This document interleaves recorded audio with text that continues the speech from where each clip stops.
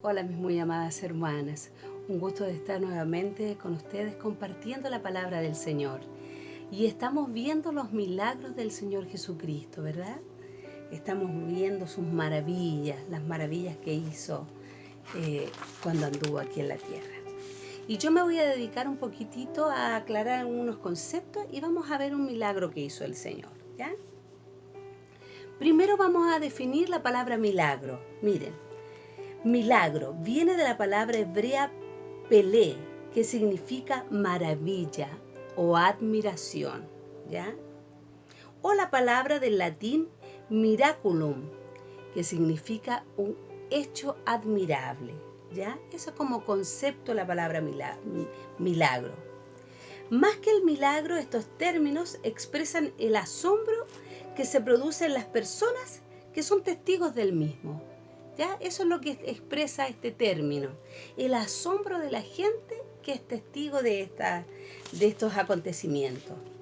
El milagro es una intervención sobrenatural en el mundo natural que muestra el poder de Dios. O sea, el milagro siempre se va a referir o va a dar la connotación de Dios, ¿ya? Se le adjudica a Dios el milagro. Se puede decir que un milagro es la intervención del Creador sobre su creación. Mire qué lindo eso, me gustó. La esencia del milagro no es que sea sobrenatural, sino que es una prueba clara, notable de la intervención especial de Dios en un momento determinado de la historia para llevar a cabo su propósito en la humanidad. O sea, siempre un milagro de Dios va a ser con un propósito, ¿ya? En el Nuevo Testamento, que es lo que nosotras estamos viendo, los milagros, y estamos hablando de los milagros del Señor Jesucristo, porque en el Nuevo Testamento hay muchos más milagros también que hicieron los apóstoles. Pero en el Nuevo Testamento los milagros ocupan un lugar muy importante en los evangelios, ¿ya? Todos los milagros relatados en los evangelios son los milagros de Jesucristo, ¿ya? Se caracterizan por expresar algún aspecto de la personalidad del Señor. Miren, los milagros del Señor Jesucristo primero aparecen en los evangelios, Marcos, Mateo, Lucas y Juan. ¿Ya? Ahí aparecen los milagros del Señor Jesucristo, pero tienen la connotación o tienen el propósito de expresar algún aspecto de la personalidad del Señor. Mire qué lindo eso. Quise compartirlo con ustedes para que tengamos así como un espectro más amplio de lo que estamos hablando. Mire, en Marcos, por ejemplo, si estamos hablando de que expresan un aspecto de su personalidad, en Marcos los milagros del Señor Jesús muestran el poder con el cual establece su reino, muestra su poder pleno en Marcos. En Mateo los milagros son como signos que revelan la misericordia del Señor sobre los afligidos, los que lloran por el sufrimiento y la enfermedad. O sea, en Mateo los milagros muestran la misericordia del Señor, su compasión, ¿ya? Y en Lucas los milagros muestran al Señor como profeta del Altísimo. ¿Ven? Tienen su propósito como profeta del Altísimo que ha venido a liberar a su pueblo. Los milagros están enfocados en esa visión, en ese aspecto de la personalidad del Señor ahí. Y en Juan, los signos de la gloria que resplandece en la actividad terrenal del Maestro. Qué lindo, ahí muestra la gloria resplandeciente, dice en Juan, ¿ya? Entonces los milagros del Señor Jesucristo primero aparecen en los evangelios, ¿cierto? Y cada evangelio muestra una característica singular de su personalidad en cuanto a los milagros. Los milagros tienen una finalidad también, ¿ya? Los milagros tienen una finalidad. Se dan para impresionar al hombre y para ayudarle a creer, tanto en el Antiguo Testamento como en el Nuevo, ¿ya? Ayudan al hombre a creer en este Dios que está más allá del mundo terrenal. Ayudan al hombre. Es un signo que provoca la reflexión y el discernimiento. O sea, cuando ocurre un milagro, la finalidad del milagro es hacer que el hombre piense y que discierne sobre esto que ha ocurrido, ¿ya? Y como había mencionado antes, también para cumplir un propósito. Ya los milagros siempre ocurren con un propósito, amadas. Pero esto es importante que quiero compartir con ustedes. No se debe quedar solamente en el asombro del milagro, ¿ya? O en el asombro de la persona frente al milagro. No debe quedar solamente en eso, sino que el milagro debe alcanzar el interior del hombre, su corazón, y de esta manera llevarlo a la fe. Esa es la finalidad del milagro. Primero, la finalidad de un milagro, ¿cierto?, es asombrar a la persona, asombrarlo, provocar una admiración, ¿cierto? Llamar su atención, hacerle pensar, dice, y hacerle discernir sobre que hay un creador, que cosas maravillosas pueden ocurrir, ¿ya? Pero no se debe quedar solamente en esa maravilla, sino que la finalidad es alcanzar el corazón del hombre, y de esta manera llevarlo a la fe. O sea, el milagro tiene esa intención, tiene ese propósito de llevar al hombre a la fe, ¿ya? Pero miren, el milagro por sí solo no basta, ¿ya? El milagro por sí solo no basta. Y a mí me gustó compartirles esto porque nosotros podemos entender por qué había tanta gente que seguía al Señor, pero no tanta gente realmente se convirtió en discípulo del Señor, ¿ya? Porque los milagros por sí solos no bastan. Los milagros no pueden sustituir la fe, amadas. Los milagros no pueden sustituir la fe. ¿Por qué? Pueden ayudar a la fe, ¿verdad? Claro que nos ayudan a la fe, pero no pueden sustituir la fe, porque la fe es por el oír la palabra de Dios, ¿verdad? Me gustó esto para compartirlo con ustedes. Espero que esto no solamente lo haya hecho extenso, sino que podamos comprender de alguna manera qué relación tienen los milagros, y especialmente los del Señor. Y voy a compartirles este milagro que está en Marcos capítulo 3, ¿ya? Marcos capítulo 3, del verso 1 al verso 6, y es el milagro del hombre de la mano seca. Dice así la palabra del Señor. Otra vez entró Jesús en la sinagoga, y había allí un hombre que tenía seca una mano, y le acechaban para ver si en el día de reposo le sanaría, a fin de poder acusarle. Entonces dijo al hombre que tenía la mano seca: levántate y ponte en medio. Y les dijo: ¿es lícito en los días de reposo hacer bien o hacer mal, salvar la vida o quitarla? Pero ellos callaban. Entonces, mirándolos alrededor con enojo, entristecido por la dureza de sus corazones, dijo al hombre: extiende tu mano. Y la mano le fue restaurada sana. Y salidos los fariseos, tomaron consejos con los herodianos contra él para destruirle. Este es Marcos capítulo 3, del 1 al 6. Vamos a echar una miradita a este milagro tan especial del Señor, como todos sus milagros, ¿verdad? Miren, dice en el verso 1: otra vez entró Jesús en la sinagoga. Bueno, como nos decía la hermana Nubia hace un tiempo atrás, ¿cierto? El Señor iba a la sinagoga. Todos los que llevaban el Evangelio iban a las sinagogas primero. El Señor al principio de su ministerio iba a las sinagogas, ¿ya? Más adelante ya no lo hacía, debido a la oposición de los líderes religiosos. Él después empezó a enseñar en las calles. En las calles, en la orilla del mar, en los montes, ¿ya? En Marcos 3:7, en Marcos 6:6 aparece ya que él estaba saliendo ya a la calle a enseñar, ¿ya? Pero al principio iba. Entonces dice: y había allí un hombre que tenía seca una mano. O sea, en la sinagoga había un hombre que tenía una mano seca, ¿ya?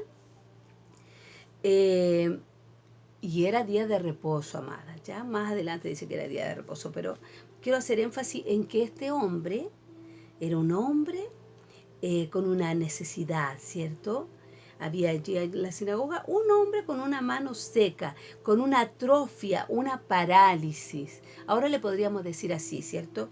Una mano atrofiada, una parálisis. Lucas 6, Lucas 6, verso 6 dice que era su mano derecha, ¿ya? O sea, no podía trabajar adecuadamente. Este hombre tenía una necesidad. La mano derecha, una mano que sirve mucho, que ayuda mucho. Seguramente no podía proveer adecuadamente para su familia, seguramente no podía trabajar bien. Eso quitaría su valor de proveedor, ¿cierto? Las responsabilidades que tenía. Él tenía una necesidad. O sea, había allí en la sinagoga este hombre. Pero este hombre, a pesar de que tenía esta enfermedad, por decirlo, ¿no? Esta limitación, estaba en la sinagoga. Estaba en el día de reposo haciendo lo que un buen hebreo israelita tenía que estar haciendo, adorando, alabando al Señor en oración el día de reposo, ¿ya? Y dice que, que estaba ahí, ¿cierto? Y el Señor va a la sinagoga y había allí un hombre que tenía la mano seca y le acechaban para ver si el día de reposo le sanaría, a fin de poder acusarle. ¿Quiénes le acechaban? Los líderes religiosos, los fariseos, los escribas, los maestros de la ley, ¿ya? Los que le habían oído, los que se habían dado cuenta de que él hablaba de una manera diferente. Dice la escritura que ellos oían que hablaba como alguien que tenía autoridad, lo hacía de manera diferente. Y andaban ahí pendiente de él. Dice que le acechaban. Y fíjense que la palabra acechar, si la buscamos en un diccionario, nos va a decir que acechar es observar con atención y con cautela a alguien sin ser visto. Eso es acechar. Generalmente para atacarlo o hacerle daño. Ese es el concepto de la palabra acechar. ¿Cierto? Es como algo así como oscuro, como... Ellos estaban, dice, y le acechaban para ver si el día de reposo le sanaría, a fin de poder acusarle. ¿Por qué? Porque según la ley, el día de reposo había muchas cosas que no se podían hacer, ¿ya? Entonces ellos querían encontrar excusas ahí, pero lo que me llama la atención es que ellos, miren, ellos no tenían ninguna duda, no tenían duda alguna de que el Señor podía sanar, hacer milagros. Y la cosa no era esa, no les interesaba que el Señor podía hacer maravillas, sino que estaba tan trastocado no sé, su mente, por decirlo de alguna manera, ¿no? Que como que no les interesaba tanto que hiciera eso, que era maravilloso, que eran milagros que él hacía, sino que estaban preocupados del día en que lo iba a hacer. Ellos ya sabían que donde había alguien con necesidad, el Señor iba a actuar. Miren, sabían que Él podía hacer milagros, que podía hacer maravillas. Ellos sabían, amadas, que si había alguien con necesidad, el Señor iba a actuar. Lo sabían. Entonces le estaban acechando porque sabían que Él iba a actuar. Si había alguien ahí que necesitaba un toque de Él lo iba a hacer. Entonces ellos ya se habían dado cuenta de todas estas cosas y aún así tienen esta actitud, ¿cierto? Estaba tan tocada su mente, por decirlo, porque ellos, miren, hay algo que yo aprendí que quiero compartir con ustedes. Si bien es cierto, el Señor les había dado la ley al pueblo, les había dado la ley, los escribas y los fariseos eran guardadores de la ley, ellos la reinterpretaron de alguna manera la ley. La reinterpretaron, entonces hicieron muchas cosas que las hicieron como aparte de la ley, ¿cierto? Sacaron una interpretación de la ley, como por ejemplo cuando los fueron a reclamarle al Señor que los discípulos no se lavaban las manos antes de comer. Eso eran mandamientos de hombre, eso no estaba en la ley. Los judíos habían reinterpretado la ley y habían hecho de esa ley un mandamiento. Por eso el Señor los confronta tan fuerte. Por eso el Señor les dice que ellos han cambiado la ley por mandamientos de hombre. O sea, Él no había enseñado eso. Y es interesante esto porque miren, si seguimos viendo, ellos estaban ahí expectantes, esperando ver si Él hacía un milagro el día de reposo. Porque aunque sabían que Él era poderoso, aunque sabían que Él era misericordioso y que solamente si estaba Dios con Él se podían hacer todas esas cosas, todo eso lo pasaron por alto, porque ellos querían apegarse a la ley. Y había un sentimiento detrás de ese, que yo también pude darme cuenta de eso. Miren, ellos también querían que el Señor se sometiera digamos, al liderazgo de ellos. Esperaban eso, entonces le tenían mal al Señor, por decirlo de alguna manera, porque como que no les hacía caso, Él se imponía con autoridad. ¿Cómo era? Como se había establecido la verdad, por decirlo de alguna manera, ¿no? Pero miren, sigamos, para no hacerlo tan larguito. Entonces dijo al hombre que tenía la mano seca. Miren, en Lucas 6:8 que aparece también este milagro, dice, mas él conocía los pensamientos de ellos. O sea, ellos decíamos que acechar era como mirar así como que el otro no se dé cuenta de que estoy mirando para esperar la ocasión de hacerle daño. Pero él conocía los pensamientos de lo que los acechaban. Entonces él, viendo sus pensamientos, él actuó. Porque nos podríamos preguntar, pero entonces, si él sabía que ellos estaban esperando que hiciera ese milagro, ¿por qué entonces no esperó al otro día, al día lunes, o buscó, digamos, al hombre de la mano seca y hizo su milagro ahí en él? Pero no, porque yo pienso que de alguna manera él quería enseñarles a ellos, ¿ya? Porque miren, sigamos leyendo y dice,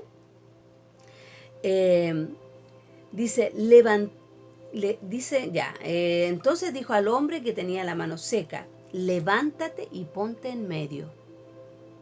Conociendo los pensamientos de los líderes religiosos, le dice a este hombre, levántate, ponte en medio, ¿ya? Estaban probando al Señor, siempre estaban probando al Señor los líderes religiosos, siempre. Y querían de alguna manera, como les digo, como someterlo, ¿cierto? Como liderar sobre él, como que lo que ellos habían establecido como ley, que él la obedeciera, ¿no? Bueno, ellos cambiaron la ley por tradiciones humanas, amada, por tradiciones humanas.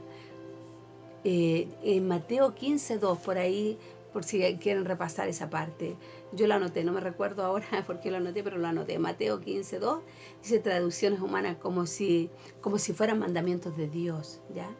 Entonces le dice al hombre que se ponga en medio de la sinagoga, en medio, ¿ya?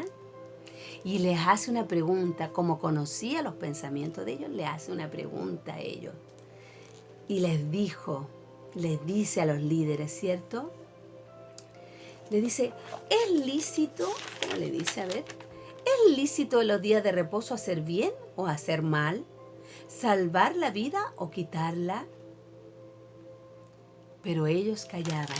Y miren, yo creo que cuando el Señor les pregunta esto, ¿es lícito en el día de reposo hacer bien o hacer mal?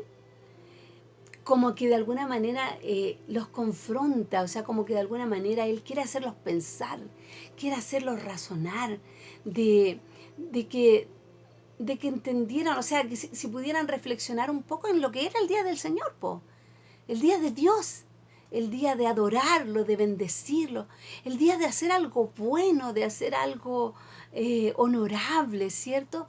Como que quiso de alguna manera, porque el Señor tenía eso, ¿no? Y siempre lo ha tenido, amadas. Cuando estamos equivocados, Dios nos habla. Cuando la persona está a punto ahí de cometer un pecado o algo, el Señor le habla. Le habló a Caín, le habló el Señor antes de que cometiera el pecado. Le habló a Saúl el Señor antes de que fuera más allá. Les habló el Señor. Entonces aquí les hace esta pregunta y yo creo que él estaba esperando que ellos, algunos de ellos pudieran reaccionar y pudieran pensar en lo que era realmente el día de reposo. El día de Dios, el día de hacer lo bueno. Pero dice la Escritura en el verso, en el verso, eh, en el verso 4 dice, pero ellos callaban. O sea, se endurecieron ahí, endurecieron su corazón. Como Caín, que igual mató a su hermano, ¿verdad? O como Saúl, que siguió adelante con su pecado, sin arrepentimiento. Yo pienso que él esperaba que se arrepintieran de tener esa actitud, porque uno puede ver como es como una actitud desafiante, así, de preguntarle algo y poner al hombre en medio de la sinagoga para hacer el milagro. Pero yo creo que iba a querer tratar con el corazón de ellos, que ellos pudieran cambiar ese pensamiento, porque el Señor era así. Era bueno el Señor, quería que se dieran cuenta. Pero ellos callaron, ¿ya? O sea, ellos ya estaban llenos de odio, yo creo. Yo escuchaba a un pastor que me gusta mucho, que es un pastor muy bueno, y él contaba que cuando iba a la universidad, antes que conociera al Señor, dice que él tenía un grupo con el que ellos hacían hartas cosas que hacen los jóvenes sin Dios, por decirlo, ¿no? Que hacían cosas feas, que hacían cosas malas, que bebían, que les gustaba hacer tonteras y todo. Y que llegó un joven a clase, ahí donde ellos estaban estudiando, y que él se portaba súper bien y como que no los aganchaba a ninguna de las cosas estas que les gustaba hacer. Y le tenían mala al joven. Entonces podemos ver que acá este grupo de fariseos y de escribas y de maestros le tenían odio al Señor. Callaron en su corazón, ¿cierto? El verso 5 dice, entonces mirándolos alrededor con enojo, entristecido por la dureza de su corazón, dijo al hombre. Voy a repasar esa parte. El 5 dice, entonces mirándolos alrededor con enojo, entristecido por la dureza de sus corazones, dijo al hombre, extiende tu mano. O sea, molesto. Pocas veces se habla de que el Señor se ha enojado, ¿cierto? ¿Se acuerdan de la mesa? Bueno, se enojó aquí. Se enojó por la dureza del corazón de esta gente, de que estaban cegados, querían seguir adelante en lo que ellos habían determinado. Entonces se dan cuenta de que los milagros no lo son todo. Ellos veían la gloria de Dios y aún así no había incredulidad en el corazón de ellos. No creían que era Dios. ¿Ven? Por eso quise compartirles esto. Ya, entonces le dice, este es uno de los pocos momentos en los que se dice que el Señor está molesto o enojado. Estaba enojado por la dureza de sus corazones. Por esta razón lo hizo ese día. Valientemente lo hizo el Señor. Podía haberlo hecho otro día, ¿verdad? Pero lo hizo valientemente. Para provocar una respuesta buena en ellos. O sea, quería que despertara algo en ellos. Bueno, aquí estoy repitiendo una de las cosas que he dicho. Entonces le dice al hombre, ¿cierto? Extiende tu mano. Y el hombre, que tenía esta limitación física, ¿cierto? Este hombre que seguramente tenía tanta necesidad de un toque de Dios y que a lo mejor uno puede pensar que a lo mejor se sentía también cohibido al ir a la sinagoga porque cualquier enfermedad le tenían pecado y todo eso, pero él igual estaba adorando al Señor, bendiciendo al Señor, seguramente así, orando, cantando y todo lo que se hacía ahí, ¿cierto? Y el Señor tuvo misericordia de él, le dice, extiende tu mano. Y el hombre sin excusas, no le dijo, no, es que no puedo, es que tengo la mano aquí, que tengo la mano. No, seguramente se esforzó y sacó su mano ahí, tiró su brazo de alguna manera, ¿no? Y recibió su milagro con propósito. Amén. Y recibió su milagro. Qué bello nuestro Señor, qué bello nuestro Dios. Miren, dice después en el verso 6, dice, y salidos los fariseos, tomaron consejos con los herodianos contra él para destruirle. Este fue el sentir de los que persiguieron al Señor hasta el final. Miren, los herodianos eran un grupo de judíos, no eran religiosos, ellos eran políticos, por decirlo. Ellos simpatizaban con Herodes, con el reinado de Herodes. O sea, eran enemigos de los fariseos. Pero en esta ocasión se unen con sus enemigos en contra del Señor. O sea, el poder religioso y el poder político se unen en contra de nuestro Dios, en contra de su divinidad. Antiguos enemigos se unieron en su incredulidad, amadas, y odio para destruir al Señor Jesucristo. Para ellos entonces los milagros no eran necesarios o no eran suficientes, por decirlo, ¿no? Ellos sabían que el Señor hacía estos milagros. Interesante lo encontré para compartir con ustedes, amadas. Para nosotros los milagros son especialmente enriquecedores. Alimentan nuestra fe, nos levantan, nos animan, nos muestran a nuestro Señor en toda su misericordia, su poder, su gloria, como dicen todos los evangelios. Pero para otros no es suficiente, porque los milagros solo no son suficientes para la fe, porque la fe viene por el oír la palabra de Dios. Espero, amadas, haber santificado el nombre del Señor y que seamos todas edificadas en su palabra. Amén. Les bendigo, amadas.